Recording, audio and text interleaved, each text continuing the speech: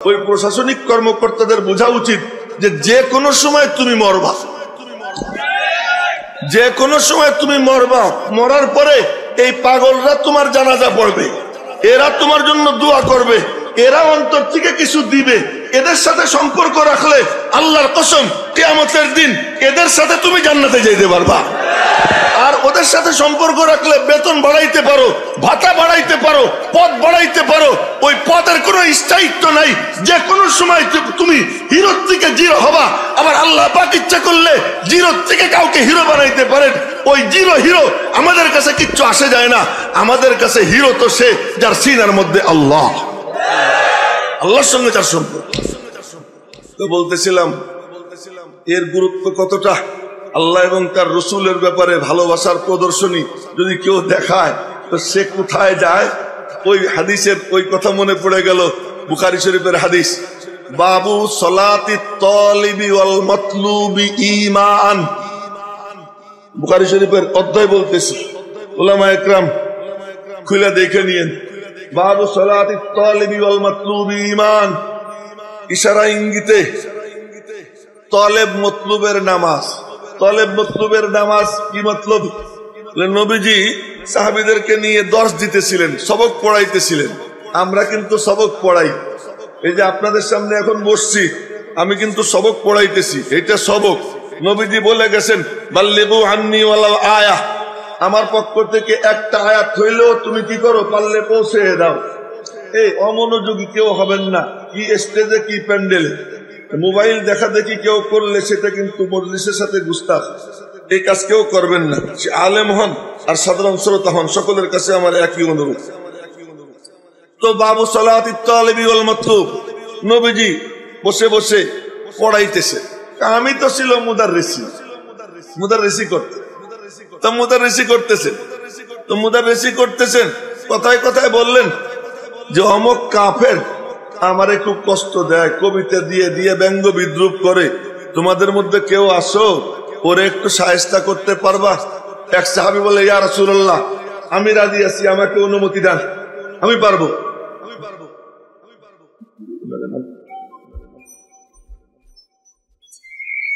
আমাকে অনুমতি দেন। নবীজি বললেন যাও, আমারে কিছু বলার অনুমতি দেন, আমি কিছু বলবো। কি বলবা? আমি একটু কায়দা করে কথা বলবো, শত্রুর সাথে একটু খাতির পাতাবো। যাও, অনুমতি দেন। তুমি তরবারি নিয়ে দৌড় দিছে, 12 মাইল দৌড়াইছে, উঁচু নিচু পাহাড়, টিলা টুলা, 12 মাইল দৌড়াইছে তরবারি হাতে নিয়ে। এইদিকে এই যে তরবারি হাতে নিয়ে যে দৌড়াইতেছেন, এর মধ্যে নামাজের টাইম হয়ে গেছে। নামাজের টাইম হয়ে গেছে। এখন মনে মনে বলতেছেন, মালিক, নামাজ পড়তে গেলে শত্রু ছুটে যায়, আর শত্রু সাইডে দিয়ে নামাজ বাদ দিলে তোমারে সাইডে দেওয়া হয়ে যায়।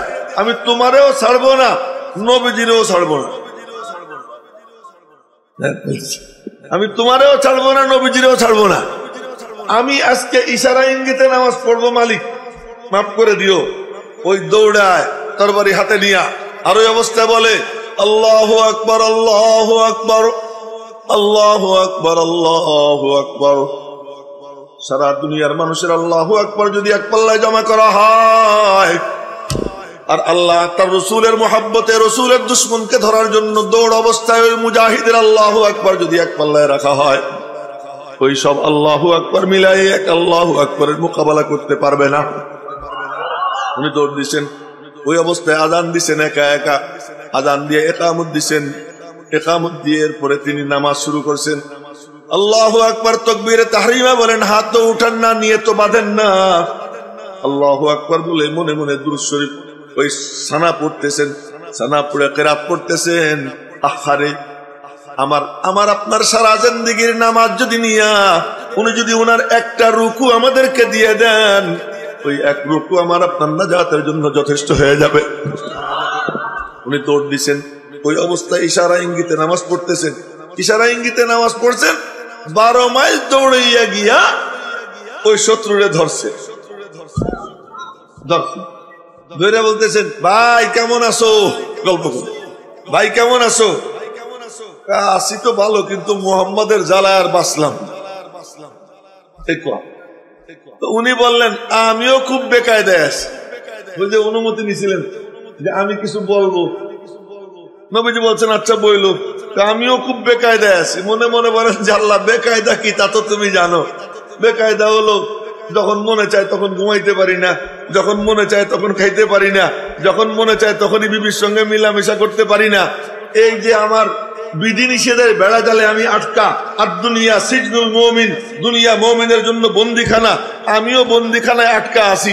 এই কথা মনে মনে নিয়ত করে বলতেছে আমিও বড় বেকায়দায় আছি।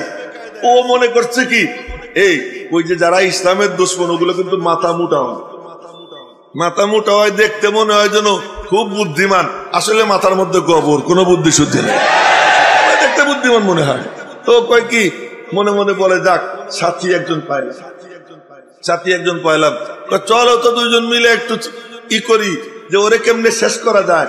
তো আইসো, এই দুজন বসে গল্প সল্প শুরু করছি। গল্প সল্প করতে করতে নবীজির কাছে গিয়ে কাহিনী শোনা, গল্প সল্প করতে করতে বললাম আরে ভাই তোর বাড়ি দেখছি কিন্তু তোমার তলোয়ারের মতো তলোয়ার আর দেখিনি। ওরে কইলাম তো তোর বাড়ি আমার হাতে দিয়ে কয় এ দিয়ে কতজন রে মারলাম। আমি ওইটা দেখতেছি, দেখতে দেখতে দেখতে দেখতে হঠাৎ করে এক কোপ দিয়ে ওরে আমি কতল করছি। ওই যে আমি আসতে কইছি আল্লাহু আকবার, কেউ বলবো না, দেখুন জোরে বলতাম কল্লা ফেলাই দিছি। ওই কল্লা ফেলাইয়া ওই কল্লা তরবারির উপরে নিয়ে আবার দৌড় দিছে, আবার দৌড় দিয়ে নবীদের কাছে আইনা কদম মুবারকের কাছে ওই কল্লা রেখে বলেন ইয়া রাসূলুল্লাহ কদ কাতালাল্লাহু আদুওয়াক। আমি মারছি তা বলে না, বলে কদ কাতালাল্লাহু আদুওয়াক ইয়া রাসূলুল্লাহ, আল্লাহ আপনার দুশমনকে হত্যা করেছেন। নবীজির জুবানে মুস্কি হাসি, মুস্কি হাসি দিছেন। আর হাসলে কি যে হইতো নবীজির চেহারা, আর ওইটা যে দেখতো তার যে কেমন লাগতো না, তার যে কেমন লাগতো ও আর ভাষায় ব্যক্ত করার মতো না। নবীজি মুস্কি হাসি দিছেন। ও ওইদিকে অপলক নেত্রে তাকাইয়া বলে মালিক আমার এই লম্বা দৌড় 12-24 মাইল সার্থক, আমার আর কোনো কিছু চাওয়া পাওয়া নাই। নবীজি বললেন এ বেটা তুই কি চাস চা। এই সময় পুরস্কার দেওয়া সুন্নত। ভালো কোনো কাজ যদি কেউ করে, তার মুনার পিসাব উনার কাছে কেউ কোনো ভালো কাজ করে আসলো, উনি বলবেন তুই কি চাবি চা। এটা যদি বলে এই বলাটা সুন্নত। এরকম কোন নেক কাজ করে যখন কেউ আসবে তাকে পুরস্কৃত করা, এটা নবীজির সুন্নত। ওই রকম নবীজির একজন অজু করাইতেছিল, অজু টুজু করাইছে, খুব খুশি হয়ে গেছেন। তো নবীজি বললেন সাল তোতা, তুই কি চাবি চা, তুই পাবি। ওকে ইয়া রাসূলুল্লাহ দিবেন?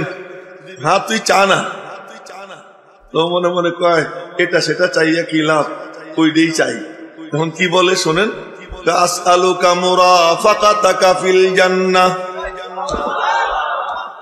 আসআলুকা মুরাফাকাতাকা ফিল জান্নাহ, আমি জান্নাতে আপনার সঙ্গ চাই। নবীজি বললেন বলে ফেলাইছি, এখন তো না দিয়ে পারবো না, তো বলে ফেলছি এখন তো না দিয়ে পারবো না। ফাইন্নী আলাইহি বিকাসরাতিস সুজুদ, আচ্ছা ঠিক আছে তুই একটু বেশি বেশি নফল নামাজ পড়িস, আল্লাহরে বইলা তোরে আমি আমার পাশে রাখবো। এটা কবুলের টাইম ছিল, ফেলাইছে পেয়ে গেছে। এরকম টাইমে খাজা বাকিবিল্লাহ রহমাতুল্লাহ আলাইহি মেহমান আসছে, খাবারের ব্যবস্থা নাই, পরেশান। হোটেল মালিক রুটি তরকারি আইনা মেহমানদেরকে খাওয়াইছে, খাওয়াই টাওয়াইয়া চলে গেছে সে তার কামে। হুজুর খুব খুশি হয়ে গেছেন, কে রে কে খাওয়াইলো? অমুক। ডাক দে, ডাক দিছে। বললেন তুই আমার অন্তরটা যা খুশি করছিস, কি চাবি চা, সুন্নত, কি চাবি চা। হুজুর দিবেন? হ্যাঁ। তাহলে আমারে আপনার মতো বানাই দেন। ও বুঝছে যে এটা কবুলের চাই। এখন খাজা বাকিবিল্লাহর জুবান আর তার জুবান নাই, এখন তার জুবান মালিকের জুবান হয়ে গেছে। উনি যেহেতু বলছেন তুই যা চাবি চা, উনি বলছেন যদি তাই হয় তাহলে আমারে আপনার মতো বানাই দেন। খাজা বাকিবিল্লাহকে আল্লাহ একই বিপদে পড়লাম। আমার মাথায় কয়েক কোটি মন ওজনের বোঝা যা আমি আমার সিনার মধ্যে বহন করি। এই যে জিনিস বুজুর্গরা সিনার মধ্যে বহন করে, এ আমি আপনি বুঝবো না, এ আমি আপনি বুঝবো না। এগুলো এত ভারী, এত ভারী, এত ওজনী, ওই জিনিস যদি সাধারণ কারো সিনার মধ্যে যায়, ও তড়পাইতে জায়গায় মারা যাবে। হয়তো খাজা বাকিবিল্লাহ মনে মনে বললেন, এত ওজনী জিনিস সিনার মধ্যে এই সাধারণ হোটেল মালিকের সিনায় দিলে ও তো মরে যাবে। উনি বললেন যে বাবা অন্য কিছু চা। আপনি না কথা দিছেন যা চাবি তাই পাবি। কথা তো দিছি, দিলে দেন, না দিলে থাক। যা উজু করে খাস কামরার মধ্যে ঢুকেছেন, রুমের দরজা বন্ধ করছেন, বন্ধ করে সামনে বসাইয়া এবার বাস শুরু করছেন। মিয়ানে আশেক ও মাশুকুর মুজিস, মিয়ানে আশেক ও মাশুকুর মুজিস, কিরামান কাতিবিন রাহম খবর নিস। এবার শুরু করছে কাণ্ড কারবার। কি করছে তারা জানে। কিছুক্ষণ পরে দরজা খুলছে, দরজা খুলে বের হয়ে আসতেছে দুইজন। সবাই চাইয়ে দেখে অবিকল দুইজন খাজা বাকিবিল্লাহ। বেশ কম এতটুক, একজন কাঁপতেছে আর একজন দৃঢ় পদে হাঁটতেছে। ওই কাঁপতে 3 দিন পরে মারা গেছে, কিন্তু বাকিবিল্লাহ হয়ে মারা গেছে। বলছিলাম এই জাতীয় টাইম আসলে তখন কিছু দেওয়ার, পুরস্কারের ঘোষণা দেওয়া সুন্নত। এই জন্য আমাদের বুজুর্গরা যে মাঝে মাঝে বলেন যে এই যে তোমার কি চাবা চাও, এইটা নবীজির সুন্নত। আজকে নবীজি ওই সাহাবীরে বললেন, এ বেটা কি চাবি চা, কি চাবি চা। ইয়া রাসূলুল্লাহ কি চাবো? আপনি আমারে ওই আপনার ওই খেজুরের ডালটা দিয়ে দেন। নবীজির হাতে খেজুরের লাঠি ছিল, খেজুরের ডাল ছিল। খেজুরের লাঠি কেন দিয়ে দেন? এ লাঠি দিয়ে কি করবি? আমি কি করব আমি জানি। কি করবি? কিয়ামতের ময়দানে কত কোটি কোটি মানুষ তারা আপনার দিকে চাইয়ে থাকবে, আপনারে ঘিরে ধরবে। ওই ভিড়ের মধ্যে কি আর আমারে চিনবেন? আমি সাদা মাটা মানুষ, আমারে তো চিনবেন না। এই লাঠিটা নিয়ে রাখি, কিয়ামতের দিন আপনারে বলবো, ওই যে আমারে খেজুরের লাঠি দিছিলেন না আপনি, এই সেই লাঠি নিয়া, ওই সেই লাঠিওয়ালা আমি, সেই লাঠি এইটা। এই জন্য লাঠিটা দিয়ে দেন। নবীজি বললেন, আচ্ছা নে তুই লাঠি নিয়ে যা। হ্যাঁ, এত বড় কাম করে এই খেজুরের লাঠি না, ওই লাঠি নিয়া সালাইয়া চুলাইয়া ওটারে সুন্দর করে যত্ন করে রাইখা, ওতে আতর গোলাপ লাগাইয়া ওটারে হেফাজত করে রাখছে। ইন্তেকালের আগে আপনজনদেরকে বলছে, আমি যখন মারা যাব না, আমারে কাফনের কাপড় পরাইতে সময় কাপড়ের ভিতরে এই লাঠিখান দিয়ে দিবি। আর যখন হাসরের ময়দান আসবে, মুনকার নাকির কবরে যখন আসবে, তখন তো দেখাবো দেখ কার লাঠি নিয়ে কবরে শুয়ে রয়েছি। এটা তো আছেই। আর হাসরের ময়দানে নবী যখন আমাকে চিনবেন না, তা আমি বলবো, ওই যে আমি সেই লাঠিওয়ালা, আপনি আমাকে এই লাঠি দিছিলেন। বলার মাকসাদ ভাইরা আমার, কথা কোন দিক থেকে কোন দিক চলে যেতেছে আমি নিজেও জানি না। যে এটা কি, যে আল্লাহর রসুলের মহব্বতে, আল্লাহ এবং তার রসুলের মহব্বতে উম্মত স্বাধীন। কথা খুব ভালো করে মনোযোগ। এই ব্যাপারে আমি স্বাধীন। আমি আমার আল্লাহর সাথে বেচা কেনা হয়ে গেছে। ভালো করে শুনবো কথা। আল্লাহর সাথে বেচা কেনা হয়ে গেছে। কি বেচা কেনা? ইন্নাল্লাহ আশতারা মিনাল মুমিনিনা আনফুসাহুম ওয়া আমওয়ালাহুম বিআন্না লাহুমুল জান্নাহ। আমি আল্লাহ তোদের জান মাল কিনে নিছি জান্নাতের বিনিময়ে। তোর হায়াত আমার হাতে, তোর মৌত আমার হাতে, তোর ইজ্জত আমার হাতে, তোর বেইজ্জতি আমার হাতে। তোর ফয়সালা আমি লেখি, জমিনে তোর ফয়সালা হয় না। কারো সামর্থ্য নাই তোর ব্যাপারে ফয়সালা করবে। ফয়সালার মালিক আমি আল্লাহ। আল্লাহ যদি ফয়সালা করে, ইয়াহিয়া মাহমুদ বাইরে বাইরে ঘুরবে, কার সামর্থ্য আছে তারে জেলখানায় নেয়। আর আল্লাহর ফয়সালা যদি থাকে, তিনি আমারে জেলে নিয়ে রাখবেন, ওখানের ওই লাল দালানের ভাত খাওয়াবেন। সারা দুনিয়ার কার সাধ্য আছে আমারে বাইরে রাখে? আমার আল্লাহর যদি ফয়সালা হয়, আমারে ইজ্জত দিবেন। দুনিয়ার কার সামর্থ্য আছে যে আমাকে বেইজ্জত করবে? আর আল্লাহ যদি আমাকে চান বেইজ্জত করবেন, সারা দুনিয়া মিলা আমার ইজ্জত করতে পারে না। হযরত আব্দুল্লাহ ইবনে আব্বাস রাদিয়াল্লাহু তাআলা আনহুমা, তাকে লক্ষ্য করে নবীজি বলেন, ইয়া গোলাম। গোলাম মানে আমরা জানি কৃতদাস, কিন্তু গোলামের আর এক তরজমা, জারিয়াতুন এর আর এক তরজমা। আরবিতে গোলাম মানে বালক, আর জারিয়াতুন মানে বালিকা। জারিয়াতুন মানে কি? বালিকা। এখানে গোলাম মানে বালক, বৎস। ইয়া গোলাম, হে ছেলে শোনো, ইহফাদিল্লাহ, খুব লক্ষ্য করো, ইহফাদিল্লাহ, আল্লাহর হেফাজত করো। আপনি আল্লাহর কি হেফাজত করবেন? নবীজি বলতেছেন ইহফাদিল্লাহ, আল্লাহর হেফাজত করো, আল্লাহর হুকুমের হেফাজত করো, আল্লাহর নির্দেশের হেফাজত করো, আল্লাহর কালামের হেফাজত করো, আল্লাহর রসুলের ইজ্জতের হেফাজত করো, কুরআনে কারীমের ইজ্জতের হেফাজত করো, নবীজির সুন্নতের ইজ্জতের হেফাজত করো। ইয়াহফাজকা, আমি আল্লাহ ওয়াদা করতেছি, নবীজি বলতেছেন আল্লাহর ওয়াদা, আল্লাহ তোমার হেফাজত করবেন। তা আমরা কি আল্লাহর হেফাজতে যাব নাকি আমাদের প্রশাসনিক কর্মকর্তার হেফাজতে যাব? কে কে আসি আল্লাহর হেফাজতে যাব? আজি আছি তো ইনশাআল্লাহ। নামান হাত নাম। তাই যদি হয় তাহলে আমার কি আল্লাহর হুকুম, নবীজির তরিকা, আল্লাহর কালাম, নবীজির সুন্নত, এর উপরে কোন আক্রমণ আসবে আর আমি নীরবে হজম করব, চাইয়ে চাইয়ে দেখবো, তা হবে না।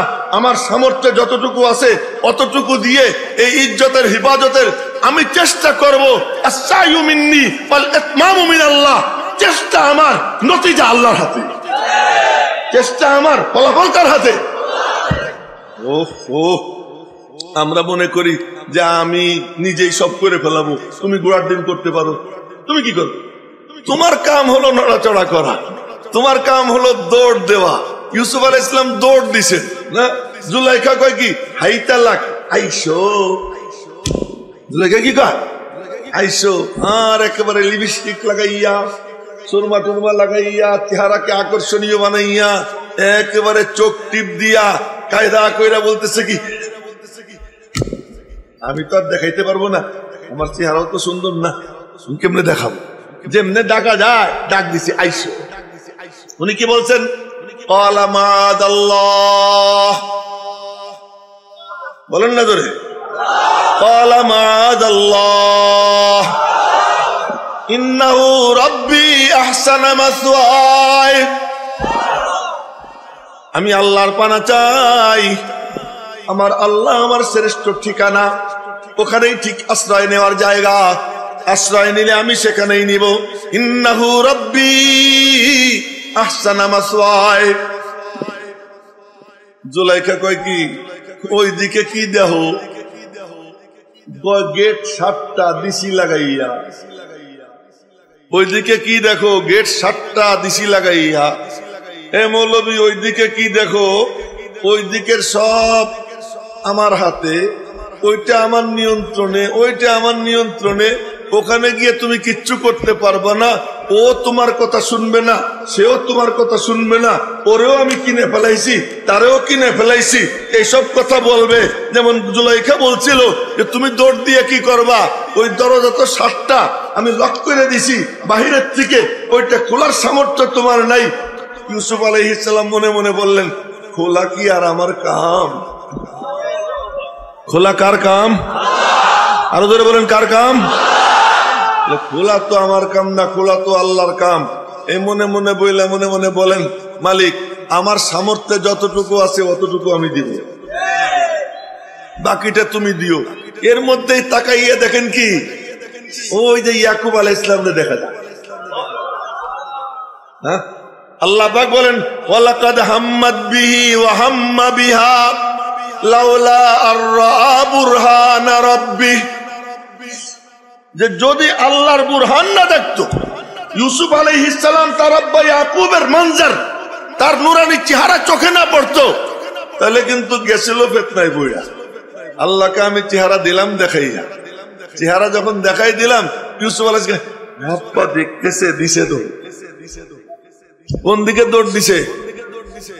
বন্ধ দরওয়াজা, দরওয়াজা বন্ধ। আল্লাহ কয় দে তুই দৌড়, তোর দৌড় দেওয়া তোর কাম, খোলা আমার কাম। ইউসুফ আলাইহিস সালাম দৌড় দিচ্ছেন, দরওয়াজার কাছে যাওয়ার আগে টাস সামনের দরওয়াজায় গেছেন, যাওয়ার আগেই ঠাস ঠাস ঠাস করে সব দরওয়াজা খুলে যায়। পিছন থেকে পাঞ্জাবি টেনে দেবে, পাঞ্জাবি ছিঁড়ে গেছে। আমার ওই ঘটনা শোনানোর উদ্দেশ্য না, উদ্দেশ্য হলো এতটুকু দেখানো যে তোমার কাম, তুমি যদি সিদ্ধান্ত নাও আমি দ্বীনের মুজাহিদ, তুমি যদি সিদ্ধান্ত নাও আমি দ্বীনের মুহাফিজ, তো আল্লাহর রাসূল বলছেন ইয়া গোলাম, হে বৎস, ইহফাদিল্লাহ, তুমি আল্লাহর দ্বীনের হেফাজতের জন্য নিজেকে পেশ করো। ইহফাজকা, আমি বলতেছি আল্লাহ পাকের ওয়াদা, আল্লাহ তোমার হেফাজত করবেন। তো আল্লাহ হেফাজত করনে ওয়ালা, এর উপরে বিশ্বাস আছে কার কার? বিশ্বাস আছে তো? হেফাজত করনে ওয়ালা কে? আল্লাহ রে কেমনে পাওয়া যায়? এই অন্য কোনো কাম করে না, ওই যে একজন উইচা পকেট টকেটে হাত দেয়, এইসব কিচ্ছু করা যাবে না। একজনও এলোমেলো করে নি। আলহামদুলিল্লাহ এর হাজারের মধ্যে আমার ৫-৬ হাজারের মধ্যে একজন একটু উঁচে হয়েছিল, এই তারাই আমি ধমক দিচ্ছি, এ কাম করেন না। আল্লাহরে পাওয়া যায় কেউ? আল্লাহর সাথে সম্পর্ক কেমনে করব? আপনারা মনে করছেন যে আল্লাহরে তালাশ করার জন্য মাঝে মাঝেই চরমোনায় দৌড় দেওয়া লাগবে? আল্লাহরে তালাশ করার জন্য, আল্লাহরে পাওয়ার জন্য চরমোনার পিসা হুজুরের সাথে নিয়ে তারপরে কইতে হবে আল্লাহ তুমি আমার কাছে আইসো?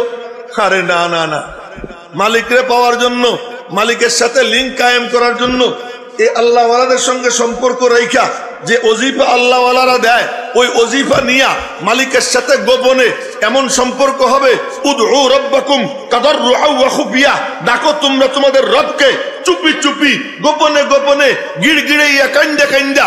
ওই কান্দা কান্দা যে মালিকের সঙ্গে গল্প করা শুরু করে দেয়, সে যে কোণার থেকে কান্দুক, যে গ্রাম থেকে কান্দুক, যে শহরের কোনায় বৈশা কোন ঘরে বৈশা কান্দুক, যদি কান্দা শুরু করে মালিকের আরশে আজিমের খুঁটি নড়ে যায়। এখন আমরা শুধু মিছিল করি, মিছিল করে মনে করি সব কি করে ফেলবো। মিছিল করে তো আসলে হয় না, শুধু মিছিল দিয়া হয় না, কি দিয়া হয়? দিনভর মেহনত, রাত ভর রুনাচারি। দিনের বেলায় মেহনত, রাতের বেলায় কি? ফুরসানুন নাহার রুহবানুল লাইল। রাতের বেলায় আল্লাহর কাছে কান্দাকাটি। আপনারা দেখেন তো আজ পর্যন্ত আল্লাহ পাকের সাথে লিঙ্ক কায়েম করা ছাড়া কোথায় মুসলমানরা কামিয়াব হয়েছে? আমি শুধু তার এক ঝলক আপনাদেরকে দেখাইতেছি, সামান্য একটা ঝলক। কি সেটা? বদর যুদ্ধ ইসলামের ইতিহাসে সবচেয়ে বড় যুদ্ধ। বড় যুদ্ধ, সৈন্য সংখ্যা বেশি হইলে বড় যুদ্ধ হয়। দুনিয়ার সবচেয়ে বড় ইমাম মুহাম্মদুর রাসূলুল্লাহ সাল্লাল্লাহু আলাইহি ওয়াসাল্লাম হজের ইমামত করছেন, তার পিছনে কতজন? ১,২৪,০০০। আর ওদিকে ওমর ফারুক রাদিয়াল্লাহু তাআলা আনহু ইমামত করছেন যখন, আল্লাহ জানে কত লক্ষ, জানি না। বর্তমানে যারা ইমামত করে দাড়ি ছাটা, ঠিক না কইলেও ঠিক, আমি দেখেই তো কইতেছি, দাড়ি ছাটা ইমামত করতেছে, তাদের পিছনে কত দেখা যায়? ৫ লাখ ৭ লাখ। সবাই তো আর যায় না। আমাদের উপমহাদেশের যারা, তারা তাবুতেই পড়ে বেশিরভাগ। ১০ লাখ কি হইলো, মানলাম 10 লাখ, কিন্তু ওইগুলো কয়েক কোটি বাটলে আমার নবীজির পেশাবের ফেনার সমানো হবে না। এই জন্য সংখ্যা দিয়ে কেউ বড় হয় না, বড় হয় মান দিয়া। তাদের মানটা কি? ওই সময়কার তাদের হাল কি? কলবের হাল কি? মানুষের সাথে লিঙ্ক কি? ইব্রাহিম আলাইহিস সালাম ব্যক্তি একজন। আল্লাহ পাক বলেন ইন্না ইব্রাহিমা কানা উম্মাহ, ইব্রাহিম একাই উম্মত। বলে কেমনে ইব্রাহিম উম্মত? এই ওই দিকে চাইছে, ওই যে একজন টুপিওয়ালা, ওই দিকে চাইছো, চোখ অন্যদিকে দিবা, সামনে বসার আদব খুব বেশি। ইব্রাহিম একাই উম্মত। কেন?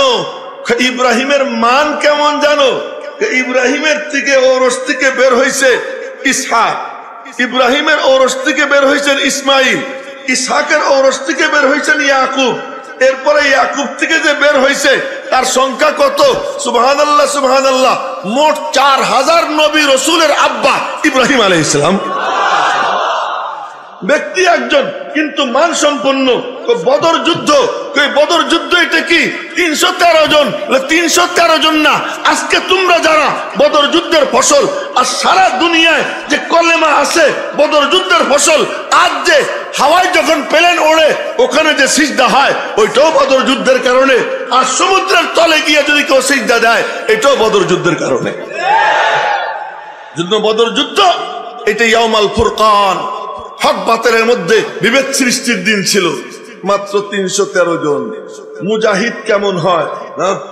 খালি নাম দাও মুজাহিদ, আমি মুজাহিদ। মুজাহিদ কেমন হয় একটু দেখো রে ভাই, মুজাহিদ কাকে বলে? নবীজি বের হয়েছেন, 50 জনের এক দল আসতেছে মক্কা শরীফ থেকে, আবু সুফিয়ানের নেতৃত্বে, টাকা পয়সার বান্ডিল নিয়া খাদ্য দ্রব্য কিনবে, অস্ত্র শস্ত্র কিনবে, তাদের কাছে শুধু টাকা আর টাকা, স্বর্ণ মুদ্রা রৌপ্য মুদ্রা ভরা। তো নবীজি বললেন এই একটা সুযোগ রে, চল আমরা যাই, ওদের থেকে এগুলা ছিনে নিয়ে আসি। এটা বৈধ, আল্লাহ অনুমতি দিয়ে দিছে।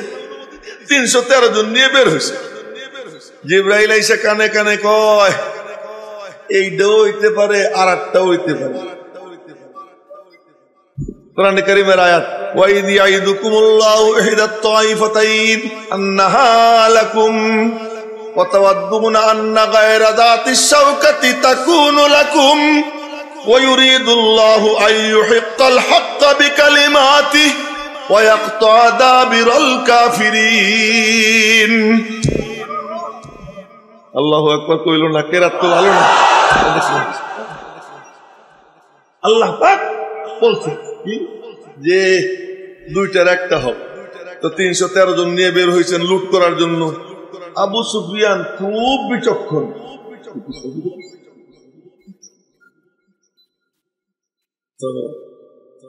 আচ্ছা, আবু সুফিয়ান বের হয়েছেন 50 জনের দল নিয়ে, নবীজি বের হয়েছেন 313 জন নিয়ে, তাদেরকে লুট করবেন। আবু সুফিয়ান খুব বিচক্ষণ, খুব বুদ্ধিমান, খুব বুদ্ধিমান। নবীজির সঙ্গে সব যুদ্ধ, এই যুদ্ধের সেনাপতি বদর ছাড়া বাকি সব যুদ্ধের সেনাপতি আবু সুফিয়ান। আবু সুফিয়ান উনি অন্য পথে, বিকল্প পথে বের হয়ে গেছেন, নবীজি ধরতে পারেন নাই। ওদিকে খবর দিয়ে দিছে মক্কায়, আমরা আক্রান্ত, তোমরা আমাদেরকে বাঁচাও। যারে পাঠাইছে সে মক্কা শরীফ গিয়ে কাপড় খুলে ল্যাংটা হয়েছে। ল্যাংটা হয়ে কি, এই যে আমি ল্যাংটা হয়ে বলতেছি তোমাদের দল আক্রান্ত, আর ল্যাংটা হইলে সে মিশা কথা কইতো না, ওদের বিশ্বাস ছিল। এই জন্য ওখানে একটা বাক্য আছে হাদিসে, ইন্নী আনান নাযীরুল উরিয়ান, আমি তোমাদের জন্য উলঙ্গ ভীতি প্রদর্শনকারী। ও গিয়ে ল্যাংটা হয়ে বলতেছে ওরা কিন্তু সব আক্রান্ত, তোমরা ওদেরকে বাঁচানোর জন্য বের হও। আবু জেহেল 1000 নিয়ে বের হয়েছে। জিবরাইল এসে কয় 50 জনের মুখোমুখিও হওয়া লাগতে পারে, আবার ওই আবু জেহেল আসতেছে বড় দল নিয়ে, ওদের মুখোমুখি হওয়া লাগতে পারে। এখন আবু সুফিয়ান যখন বের হয়ে চলে গেছে, তো নবীজি বললেন চাইছিলাম তো ওদের মুখোমুখি হব, কিন্তু এখন তো ওরা বের হয়ে চলে গেছে, কি করি তোমরা পরামর্শ দাও। কি বলতে চান? এখন তো যুদ্ধ করা লাগবে, যাবো নি আমি তোমাদেরকে নিয়ে। তোমাদের তরবারি মাত্র 8 খান, ঘোড়া হলো 2টা, উট হলো 70টা। এই যে অবস্থা, তোমাদের গায়ে লোহার বর্ম নাই আর মাথায় শিরস্ত্রাণ নাই, এই অবস্থায় তোমাদেরকে নিয়ে যাবো কিনা তোমরা বলো। আবু বকর বলে আল্লাহর নামে ভরসা করে চলেন। ওমর বলে আল্লাহর নামে ভরসা করে চলেন। নবীজি বললেন তোমরা আমারে পরামর্শ দাও। মেকদাদ বলে আপনি কি এত পরামর্শ চান কেন? বড় 2 ভাই বলল, তাতে আপনার আস্থা আসে না, তা আমার বক্তব্য শোনেন। এবার মেকদাদ দাঁড়াইয়া বলে লা নাকুলু কামা ক্বালা কওম মূসা লিমূসা ইযহাব আনতা ওয়া রাব্বুক ফাকাতিলা ইন্না হাহুনা কাঈদুন। আমরা ওই রকম মুসার কওমের মতো না যে আমরা বলবো মুসা তুমি আর তোমার রব যাও, আমরা এখানে বসে থাকবো, তোমরা গিয়ে যুদ্ধ করো। আমরা কারা জানেননি? আমরা আপনার হাতে হাত দিয়ে বায়াত হইছি। আমরা হলাম এমন আপনার সেনা, ইন্না নুকাতিলু আইয়ামিনিকা ওয়া আন শিমালিকা ওয়া আন আমামিকা ওয়া আন খালফিকা ওয়ালাউ আমারতানা আন নারকাবা ইলা বারকিল গিমাদ লা রাকিবনা নাহা, বলে আমরা তো হলাম এমন, আপনি যদি বলেন আপনার ডাইনে থাইকা বায়ে থাইকা সামনে থাইকা পিছনে থাইকা সব দিক থেকে আমরা যুদ্ধ করব, এবং আপনি যদি বলেন বরকে গেমাদে যাইতে সবচেয়ে দুর্গম জায়গা ওখানেও যাব, অগ্নিকুণ্ডে ঝাঁপ দিতে যদি বলেন তাও ঝাঁপ দিব, সমুদ্রে ঝাঁপ দিতে বলেন তাও ঝাঁপ দিব। খুশিতে নবীজের চাপ মানে কপাল গাল সব উজ্জ্বল, প্রতি লোমকূপের গোড়া দিয়ে আনন্দ ঠিকরে বের হইতেছিল। হযরত আব্দুল্লাহ ইবনে মাসউদ বলেন, দৃশ্য আমি দেখছিলাম, মনে মনে বলতেছিলাম যে মেকদাদ আমার জীবনের সব আমল নিয়ে খালি ওই ভাষণটুকু আমারে দিয়ে দেয়।